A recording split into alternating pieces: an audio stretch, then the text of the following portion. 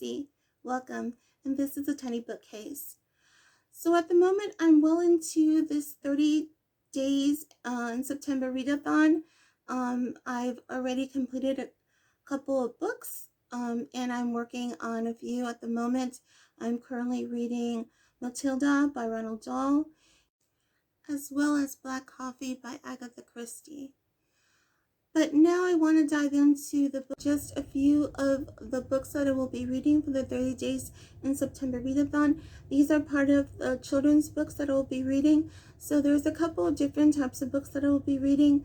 I have a few Jane Austen books that I will be reading, as well as some mystery books and other chapter books. But today I just wanted to share with you my quintessential children's books that I want to read for this read-a-thon. So these 3 books are from my Little Golden Books collection: The Story of Jesus, 7 Little Postmen, and Walt Disney's Mary Poppins. And I chose these 3 books out of my collection because I felt they were a little bit more a storybook type. I have a big fondness for the Little Golden Books, and I have several. This one is one of my older books. I actually presented this to my son in one of his Easter baskets long ago, so I've had this for a while. I think Mary Poppins is one of the newer books from my collection, but these are the 3 that I will be reading for the 30-day Read-A-Thon, 30-day in September Read-A-Thon rather. I was always a big fan of Walt Disney's Mary Poppins, so I wanted to include this book in my TBR for this read-a-thon. So this kind of just follows Jane and Michael's day out with Mary Poppins. She takes them for an outing, and they go to visit one of Mary Poppins' relatives, Uncle Albert. And it's just about that little part in the movie that was featured by Edwin, I believe, played the character of Uncle Albert, and he did such a great job. So that is pretty much the story. The 7 Little Postmen, I saw this book and a long time ago at the store, and I just wanted it because I just like the vintage illustrations, and for some reason I have an affection of postal workers and mail. When I was a child, I actually did think about becoming a postal worker, and I do have a lot of respect for the job that they do, but needless to say that that kind of escaped me as I got older, and I didn't follow that career path. But when I saw this, I just it just kicked in, that affection for mail, and I just wanted this book so badly. So I thought it was a cute read for this read-a-thon, so I just wanted to put that on the TBR as well. This book is very dear to me. I presented this to my son in one of his Easter baskets when he was younger, so I've had this for several years. And it is just the story of Jesus. It goes pretty much from the beginning of his birth until pretty much till the resurrection. So we have the whole story of Jesus. It's a very pretty book, and I wanted to include some religious books in my TBR, so I knew I wanted this book to be one of the ones I was reading for this read-a-thon. When Kaylee announced her read-a-thon, she pretty much put anything out there. So whatever you choose to read in these 30 days is up to you. And she did get several suggestions, and I will link videos of her suggestions. She made several. Your choice of books you care to read for this read-a-thon is totally up to you. Kaylee didn't really put any stipulations on books, and she actually did suggest several children's books. A couple of recommendations that she gave in her videos I did add to my TBR. The books that I'm sharing with you today are actually from my own collection. I pulled from my own bookshelves. 38 books in 30 days is a huge challenge, so I thought that these books would help me and motivate me to push forward and be more successful with this read-a-thon. So the next couple of books I want to share with you are some classic children's picture books. Cinderella's Dress by Nancy Willard, illustrated by Jane Dyer. This is a reread for me. I've read this before to my daughter, and she has read this book to me for one of her summer reading programs. So this is a book I have featured before in a previous video, and I will link that video somewhere up here if you would like to check that video out. The Day the Crayons Quit by Daywalt. I hope I'm saying that correctly. This is a very favorite book of my daughter's. She actually dressed up as one of these crayons for her Bringing Books to Life school parade. And I really wanted to share this book with you because it's such a charming book. Look at those end papers. Those crayons are so cute. It's such a sweet book, and this story is told in perspective of crayons. I don't know if anyone out there has read this book or has seen or heard of this book, but I guarantee you if you read this book to your child, they will love it. It is so cute. It's written in series of letters from crayons from their perspective, and it's just a very fun book to read, and I wanted to include it in the TBR because it's such a happy book, and I thought it was a great motivator to keep me on track for my TBR. So I really recommend this one. Next books I'm sharing with you are my collection of Holly Hobbie books. I have presented these books before in other videos, so I will link those as well up here if you're interested in checking those videos out. But Holly Hobbie Through the Year book and Holly Hobbie's Around the House book. Years ago when I was a child, my mom had me in a book subscription, and I received these books and I fell in love with them. Now, these are not the exact books that I received. They are the books, but they are not the ones I received. I actually tracked these books down on Amazon and was able to acquire 2 of them. There's a collection of them, and I can't remember how many there were in the collection, but these are the only 2 I could acquire from the original collection. But I also have a collection, the Treasury of Holly Hobbie. These also have those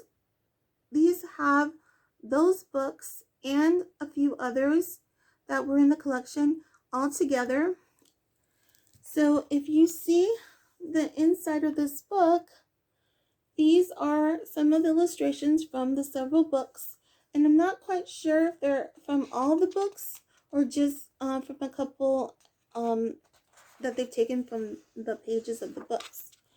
So on the front it has a table of contents, and I think that this book actually does have all the books that I used to have in my collection, all through the day, through the year, ABCs, questions and answers, It's a Happy Day, and Around the House. Now I recognize most of those titles except It's a Happy Day. I don't remember that book, but they would always say Holly Hobbie all through the day, Holly Hobbie through the year, Holly Hobbie ABCs. So you get what I'm talking about. And of course, because the title is The Treasury of Holly Hobbie, they don't include that in the table of contents. So I wanted to show you some of these illustrations. They're a bit faded now because this book is quite old, but I still remember these fondly, and I have great affection for them. And I really am surprised that I was able to find these books for a quite reasonable price. I don't exactly remember, or actually don't really know how much my mom paid for the book subscription, but I used to get 2 books every month. So over a course of a year and a half, I received several of those books, as well as some other book collections. Encyclopedia Brown. There was also a collection where we received books.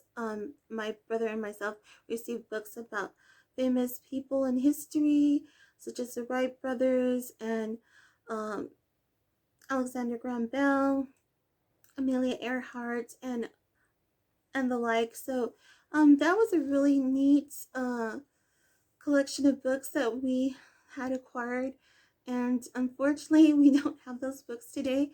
I don't really know what happened to my books. We moved several times when I was young, and they just seemed to disappear, and I never knew what came of them. But I was very happy to find those books and these others that I didn't know about on Amazon, and they were pretty reasonably priced, so I was happy to purchase them and be able to have them in my collection again.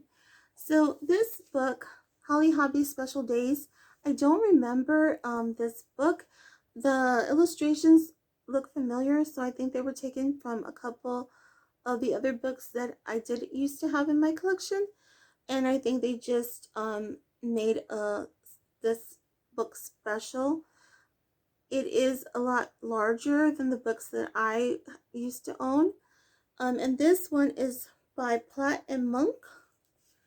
So if you see the end pages, if you see really closely, those are little Holly Hobbies in a blue background. It's really cute. And there we have the title page, Holly Hobbie's Special Days, illustrated by Holly Hobbie and distributed by Platt and Monk. And here we have the table of contents. So these are all the special days throughout the year. We have New Year, Leap Year, Valentine's Day, President's Day, St. Patrick's Day, Mother's Day, Memorial Day, and so on. There's Father's Day as well. I'm looking. Yes, there is Labor Day.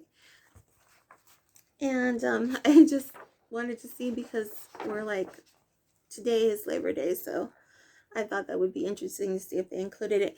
They also have the different seasons. So this book starts off in winter and goes on, I'm assuming, into the fall.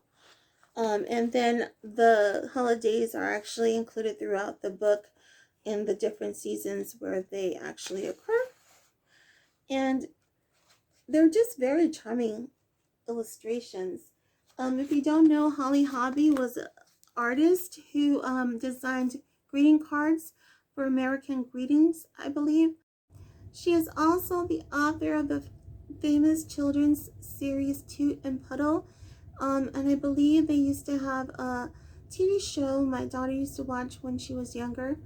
But I just adored the character Holly Hobbie that she created.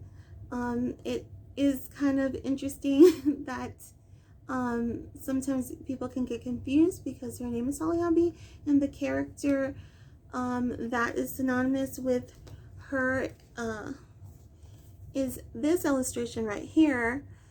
So when I talk about Holly Hobbie, sometimes it does get confusing because her character, when you hear Holly Hobbie, you kind of think of the character, but her name is actually Holly Denise Hobbie. So there's that, and it can be a bit confusing, but I've always enjoyed her illustrations, and I was very happy to have her books as a child, and I'm happy to be able to have them again in my own library, and I hope you enjoyed seeing them in this video. Moving on, I wanted to share a couple books that are also in the kind of vintage range. This book, The Orphelines in the Enchanted Castle, I actually acquired this from it was drawn from a children's library, and I happened to be helping out, and I was gifted this book when I mentioned how pretty I thought it was, and it was such a shame that it was just going to be checked out, and I don't know what they were going to do with it. But yeah, I got this book, and I was very happy. There is another book. This is a whole series, and I did get another book. But this is the book that I chose to read for this read-a-thon. So the author's name is Natalie Savage Carlson, and here it says author of the Happy Orphelines. So like I said, this is a series, and the pictures are by Andriana Savarisi. I'm sorry, I hope I did not butcher that name. So this book was published in 1964, so it is quite old. And there are illustrations in this book. It kind of reminds me of an old child's reader. So I'm quite interested to read this book. So I'm really interested in reading this book. I have had this book for several years, and I've always thought I'm going to read this. Originally I planned to read this to my daughter, but the years have gone on and she's quite older now, and I don't know if she really would be in. She could read this herself if she wanted to, but I don't think this is her cup of tea. So I thought I would add this to my TBR for this read-a-thon, since one of the ways to participate in this read-a-thon, rather than completing all 30 books in 30 days, is to also read for 30 minutes a day. So I thought this book would be a good book to do that with. I also received this book from the same library. It was also a book that was being withdrawn, and I just thought it was a really cute book about the Capitol, and I asked if I could have it. So you can see there's a withdrawn stamp. I think I stamped that myself. There were several books that were being withdrawn, and I honestly don't know, I can't recall what they were going to do with them, but I just thought it was a shame to just have them sent away. So I asked if I could have a couple. So here we have a layout of Washington, D.C. And this book just kind of goes over all the different landmarks in D.C. It is a bit old, so it is a bit brittle, so I have to be very careful with this book. But it's such a unique book. I thought I'd like to include it also for this read-a-thon. And it can help me to complete that quota for 30 books a day. So that's about all I have today for this video. There are several other books that I will be reading during the course of this month for the 30 days and for the 30 books in 30 days read-a-thon. Those are my plans, but you know, sometimes life happens, and we'll see how it goes. I do hope you enjoyed this video, and if so, might consider subscribing to my channel, but if not, no worries. I hope you will consider returning again soon for more content such as this. But until next time, take care, God bless, see you soon, bye.